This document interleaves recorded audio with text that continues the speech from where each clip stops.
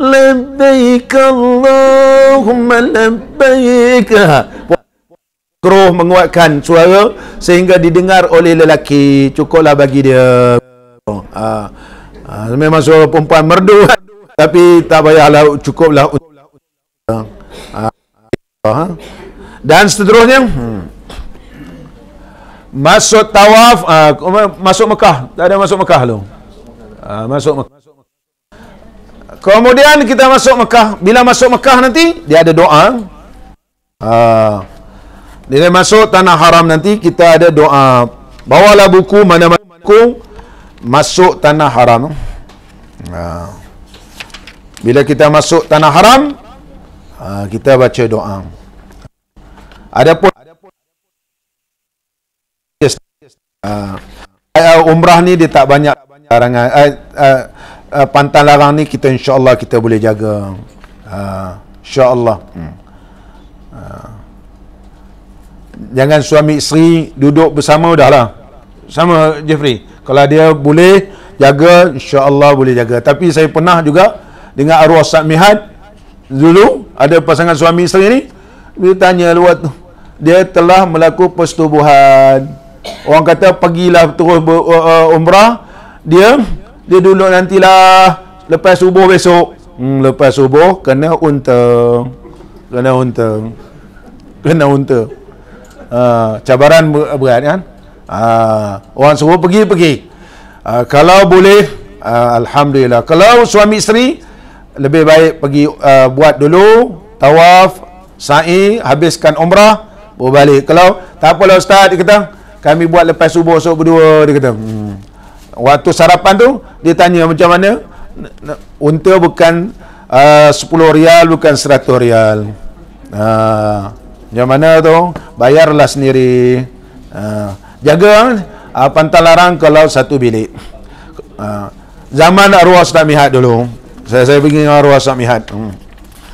Dengan arwah Ustaz Mihat, lama saya dengan ni. Dan seterusnya lagi, dalam larangan-larangan tu banyaklah. Tidak memburu, takkan kita nak memburu, ini jangan berlaku. Sebab kita bukan duduk di Arafah lama. Dan juga tak ada kita akad nikah pun di sana. Dan satu perkara yang perlu diingat, orang yang akad nikah di tanah haram ni merupakan satu kesalahan mengikut undang-undang Saudi. Macam kita akad nikah tanpa kebenaran, salah Saudi pun begitu. Jadi ada beberapa orang pergi akad nikah ni menyebabkan kerajaan kita terpaksa jawab kepada kerajaan Saudi kerana mengakad nikah tanpa kebenaran sebuah negara ada satu kesalahan. Dan mereka juga ada undang-undang dinamakan ma'zunus syar'i nama dia. Ya, kalau kita sini imam-imam yang ditauliahkan menikahkan. Begitu juga negara lain disebut al-ma'zunus syar'i. Jangan seronok-seronok akan nikah di dalam Masjidil Haram, pergi masuk dalam Facebook lah apa semua jadi viral. Ini tak boleh, menyebabkan nanti kita punya agensi pula jadi masalah. Macam hamba Allah yang seorang tu pergi, hamba Allah tu jadi susah kan. Mudah-mudahan kita tak ada kan. Dan seterusnya ketibaan ke tanah haram, baca doa ya. Allahumma inna hadzal harama haramuk wal balada baladuk wal amna amnuk faharrimni 'alan nar wa aminni min adzabika yauma tab'asu ibadaka. Bawa buku doa ni, jangan lupa. InsyaAllah kita akan ingatkan bila sampai saja hudud batasan tanah haram ni, kita baca doa. Kalau tidur bangun.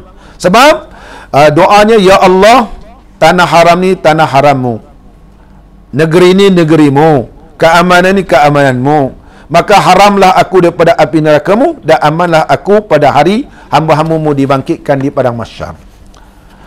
Imam Ghazali menyebut masuk Mekah ni apa maksud? Bila kita masuk saja tanah haram ni, maka hendaklah kamu mengingatkan bahawa kamu sudah berada di kawasan larangan Allah. Nah, contoh ni kawasan larangan. Kita tak boleh buat sewenang-wenang. Sebab ini larangan. Itu sebab dinamakan haram. Haram ni larangan. Kita tak boleh buat sewenang-wenang. Rasanya kita nak selfie depan Kaabah tu, Allah suka ke Allah tak suka? Itu kita kena ingat, Allah suka tak suka? Allah suka tak suka tu? Oleh sebab itu kita tak dapat apa-apa, sebab kita berada larangan Allah, kita baca dah doa.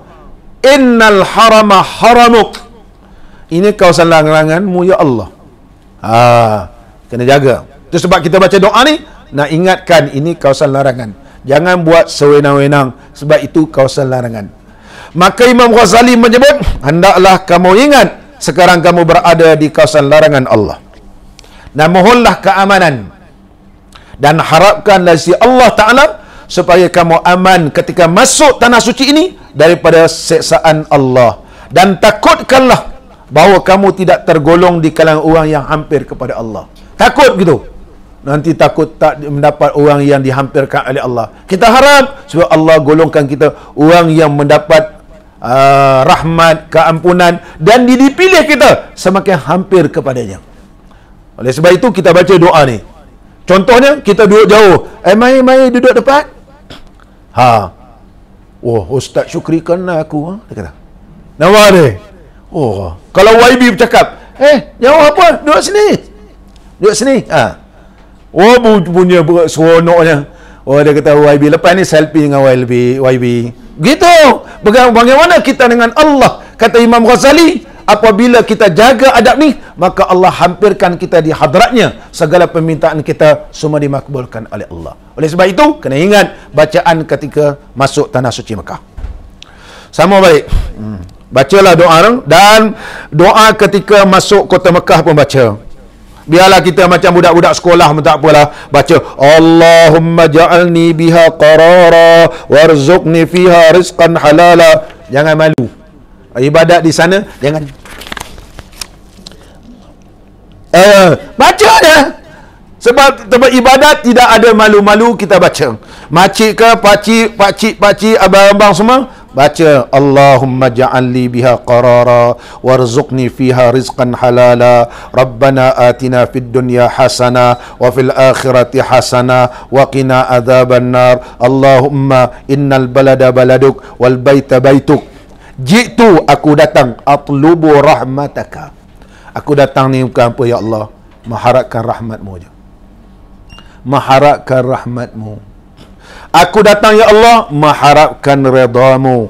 Wa a'ummu ta'atak muttabi'an li amrik taliban li thawabik. Aku ikut perintahmu ya Allah.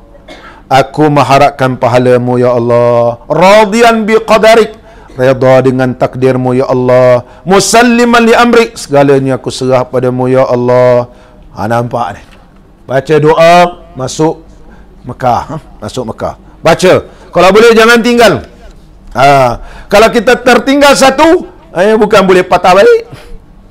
Allah, dia kata tu lah ustaz tak cakap, dia kata. Ustaz tak cakap pun, dia kata. Saya tak ada baca ustaz. Dah kita dah mula rasa kecewa. Allah tak dapat baca. Tak dapat baca.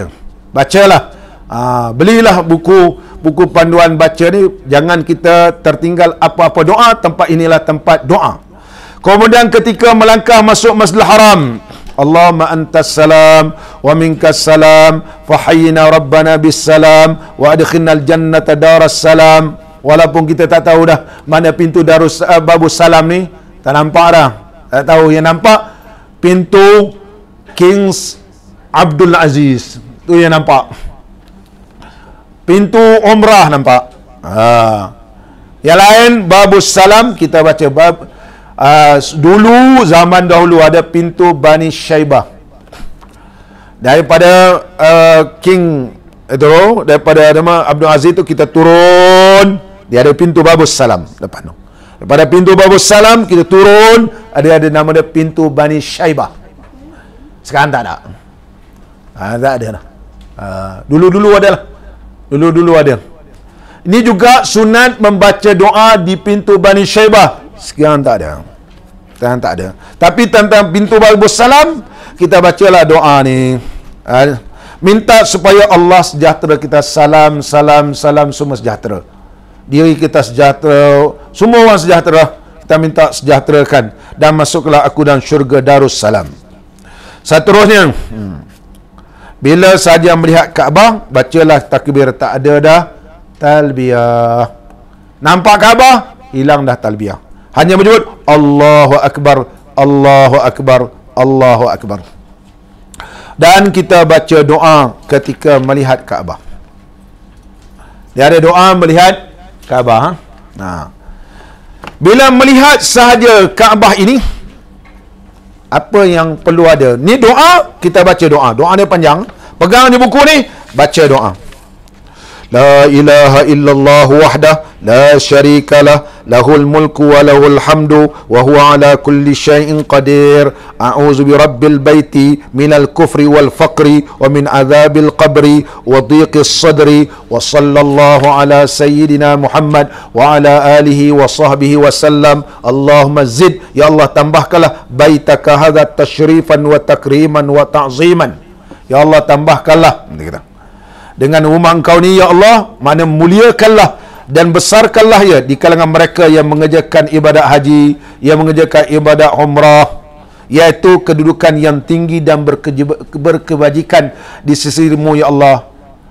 Azimhu wa azzamu mimman hajjahu wa atamarahu. Termasuklah kita.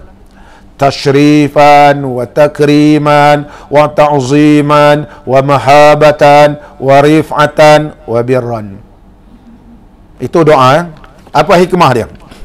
Melihat Baitillahil Haram.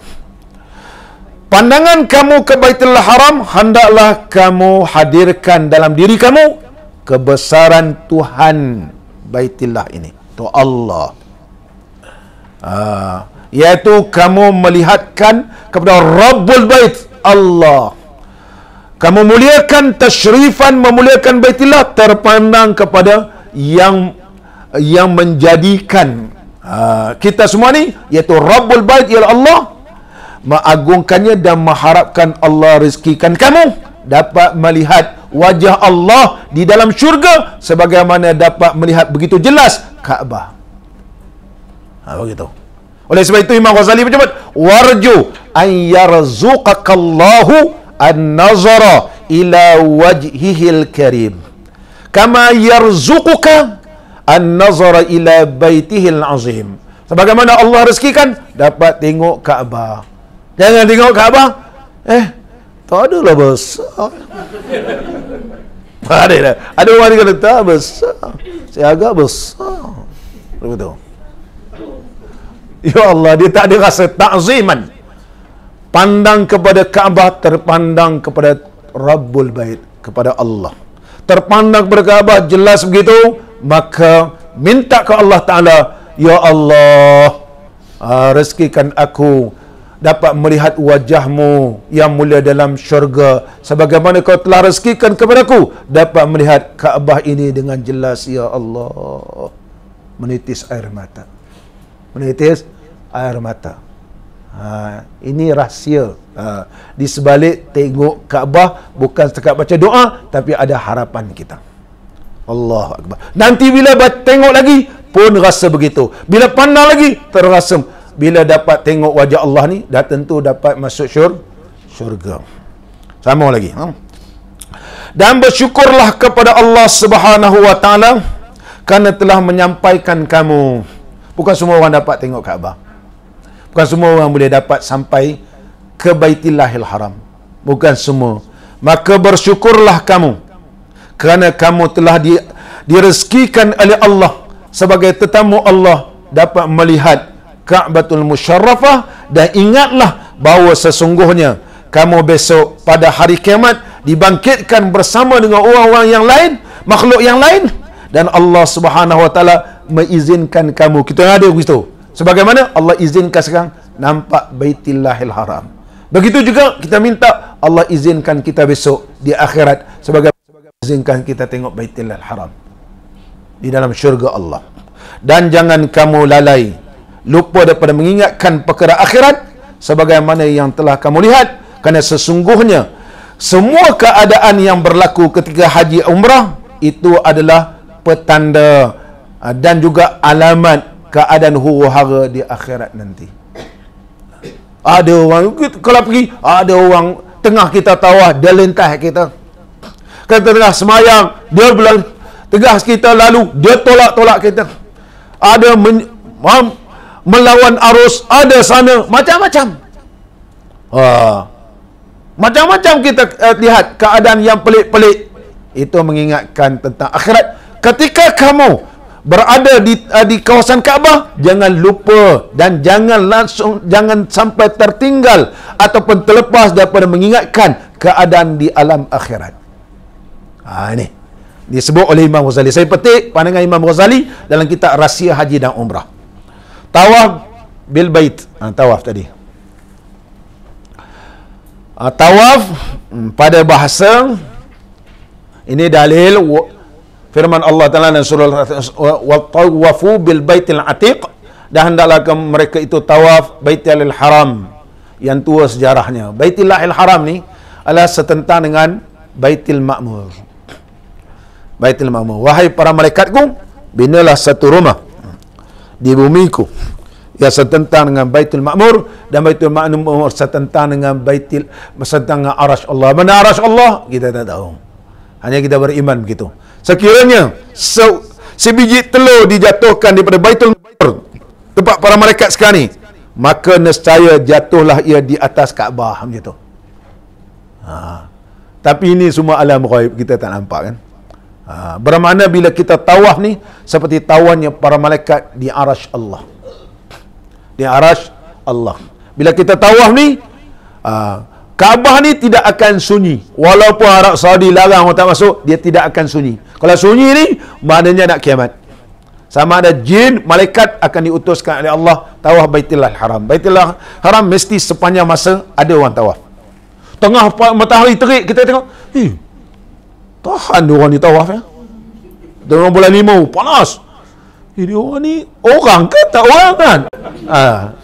Dia tidak akan sunyi. Kalau sunyi, tanda nak kiamat. Ini Baitul Haram. Dia setentang dengan Arasy Allah. Oleh sebab itu, seolah-olah kita merasakan kita tawaf di Arasy Allah. Sebagaimana Hamalatul Arsy itu malaikat yang tawaf di Arasy Allah. Macam mana bentuk Arasy Allah? Kita beriman kepada Allah gitu. Tak boleh nak gambar-gambar bentuk macam ni sebab kita tak nampak macam mana, kita beriman wujudnya gitu. Ada Arasy, ada Baitul Ma'mur di langit, iaitu tempat malaikat. Berpusu-pusu para malaikat masuk ke Baitul Ma'mur. Ada pun malaikat yang bertugas di bumi ini di mana mereka nak beribadat. Oleh sebab itu Allah perintahkan binalah Kaabah di bumiku.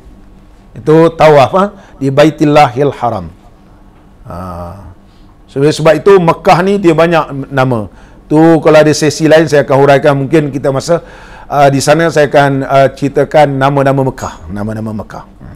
Baitul Haram. Bila kita tawaf, oleh sebab itu ustaz saya, dia orang Indonesia, mengajar, kamu ketika tawaf ini rasakan seumpama kamu tawaf di Arasy Allah. Tak terpandang kamu kepada dunia, tidak terpandang kamu kepada orang, sama ada lelaki perempuan di hadapan kamu, kerana terlampau khusyuknya kamu tawaf seperti berada di Arasy Allah. Dia kata, boleh Jeffrey begitu? Tidak terasa disentuh ataupun kamu menyentuh kerana lazatnya kamu tawaf di Arasy Allah. Orang Indonesia memang cakap orang ada rasa begitu kan? Ada rasa, adakah boleh rasa? Maka tidak timbul aku disentuh, aku menyentuh. Kerana apa? Kerana khusyuknya merasakan seperti tawaf di Arasy Allah. Kalau siapa dapat begitu, wali Allah. Wali Allah.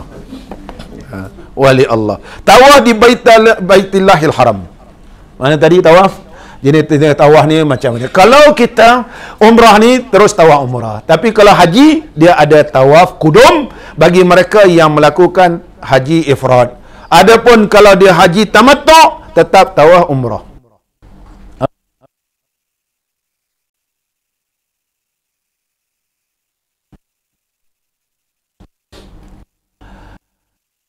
Mereka yang berihram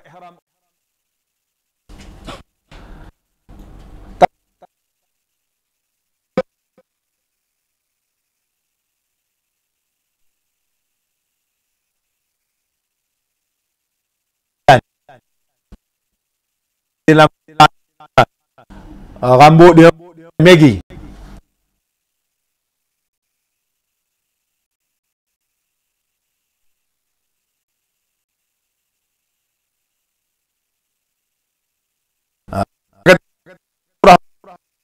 Lihat.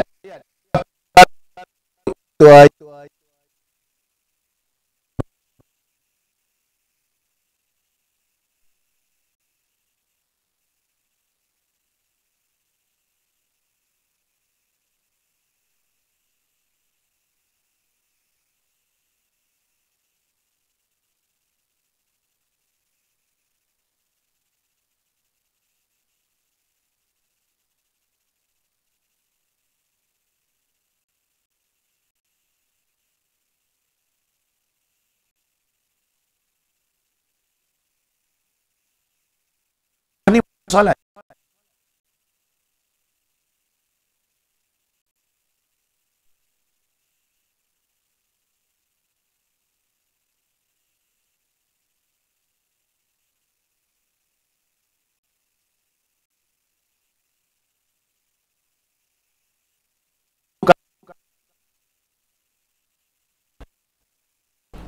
Tapi ialah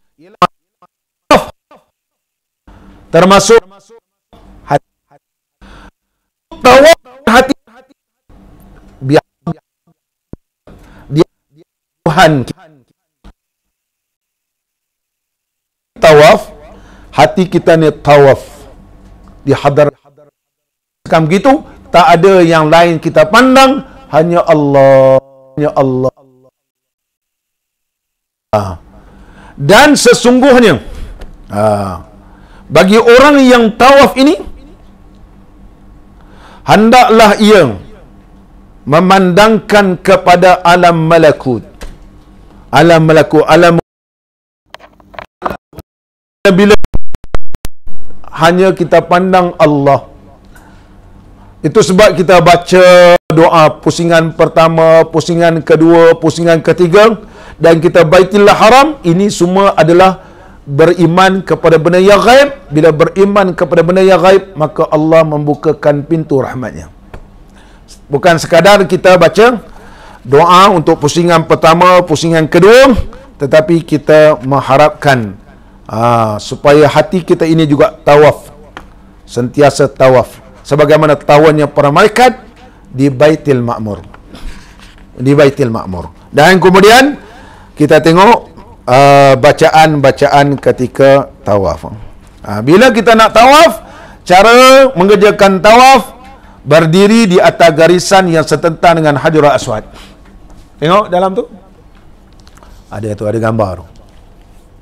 Sekarang ni dia ada senang, dia ada lampu warna hijau. Ada lampu warna tu. Bukan tadi ada. Cuba tengok dong. Rukun Hajarul Aswad tadi yang tu tadi nampak tadi. Ni kan. Rukun Hajarul tak ada dah di garisan-garisan ni zaman dulu. Sekarang tak ada garisan dah. Hanya kita nampak iaitu ada lampu warna hijau sebelah kiri kita. Dia tak semestinya tepat.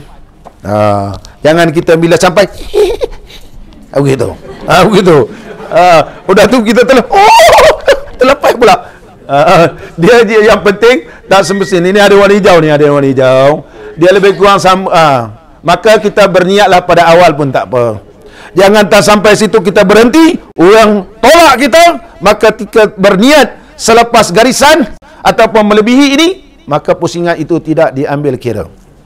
Maka kita niatlah daripada awal. Sini aja kita niat. Kalau orang tolak pun, kita terlepas ni, kita sudah berniat. Ini ramai orang sampai tu, begitu, dia jadi masalah kan? Dia jadi masalah.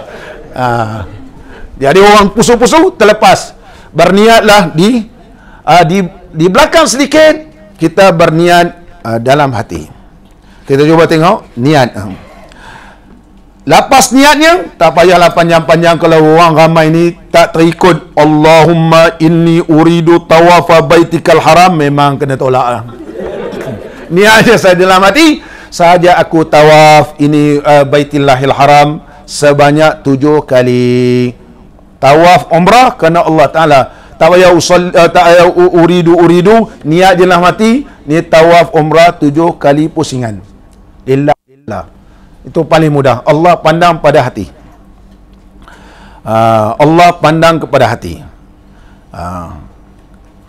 Allahumma inni, kalau orang tak ramai boleh baca.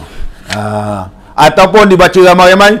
Allahumma inni uridu tawafa baitikal haram, pada ramai-ramai. Bila sampai saja kita berniat, walaupun kita berniat awal, kemudian kita melintasi, maka diambil kira. Tapi selepas melintasi, baru berniat, pusingan itu tidak diambil kira.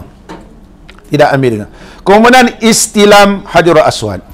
Di antara tempat-tempat makbul doa ialah di Hajarul Aswad. Bila kita bismillah Allahu Akbar, sama ada kita istilam, kalau kita begini nanti orang tolak, maka kita dah terlepas, dada kita menghadap Baitul Haram, pusingan tak diambil kira. Jadi kita istilam bismillah Allahu Akbar tadi, ini adalah tempat mustajab doa. Ketika kita istilam, berniat dalam hati, minta Allah makbul segala doa kita. Jeffrey berdoa untuk jadi jutawan, ya, jadi jutawan. Dengan Allah rahmatkan jadi jutawan.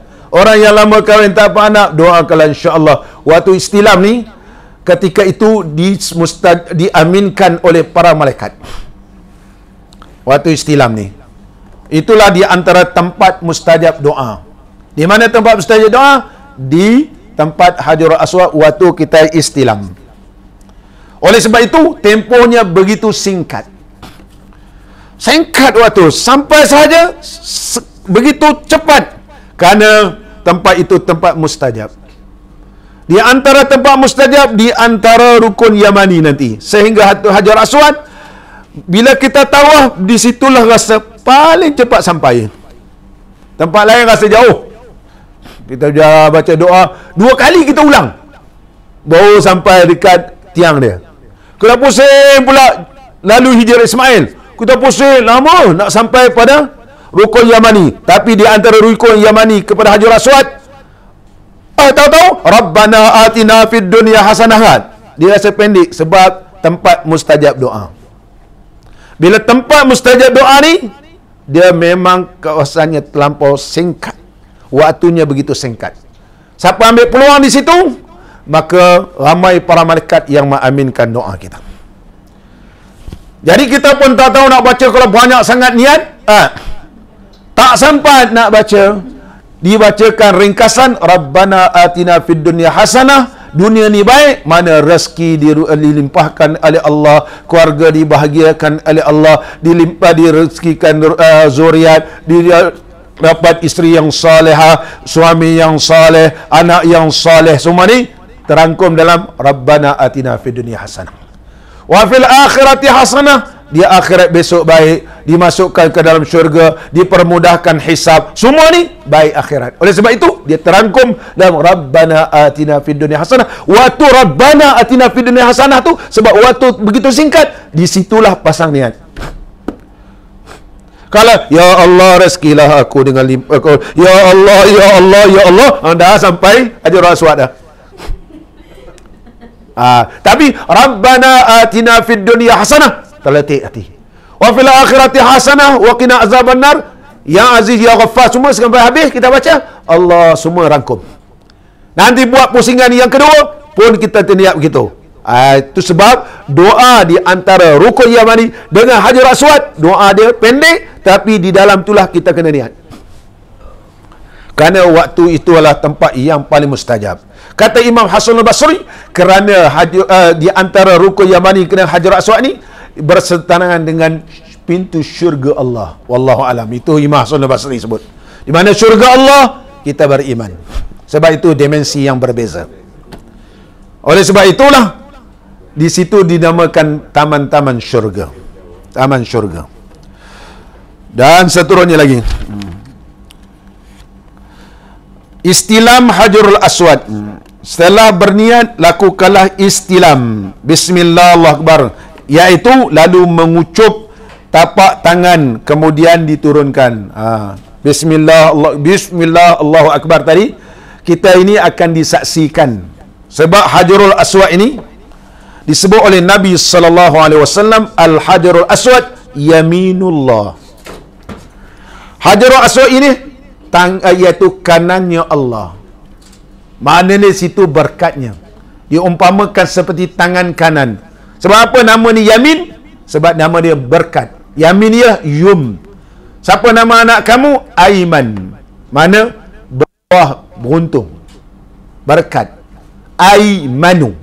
Dia pendek ya? Aiman.